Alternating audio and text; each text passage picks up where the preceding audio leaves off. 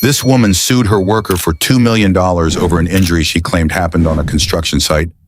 But when the judge saw the truth, justice was finally served. So this nail went into your eye? Yes, Your Honor. This was sticking in your head? That was what the surgeon pulled out of my skull. That's your head, Miss McGuire? Yes, Your Honor. Now, Mr. Brooks, you see this is pretty bad stuff. This is a bad injury, right? Well, Your Honor, we had an agreement to meet at her garage. You did? At 1:30. Now, she never mentioned a time. How are you so sure? I have text messages here, Your Honor. So you all had an agreement to meet at 1:30. Yeah, and she actually showed up early. I'm looking at what you've submitted to this court. This text message that says, and I guess you're in the blue, it says, hey, things are coming along. When are you coming home? ?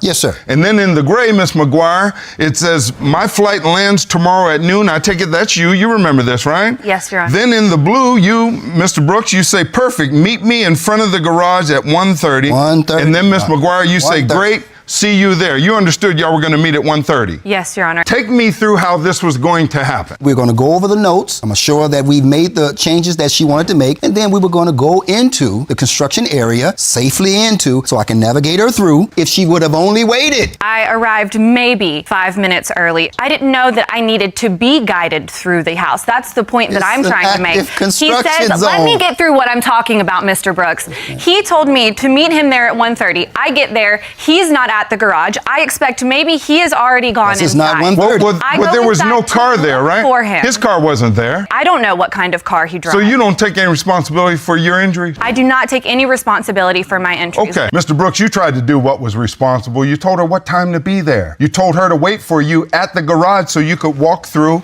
and escort her past the danger. Miss McGuire, I find that you have proven that Mr. Brooks was wrong and that his wrong caused your injury. However, the evidence shows that he wasn't wrong by himself. You were wrong also. I'm only going to award 51% of what you are requesting from this court. So I find in your favor and against Mr. Brooks in the amount of $1,020,000, and that is my final verdict.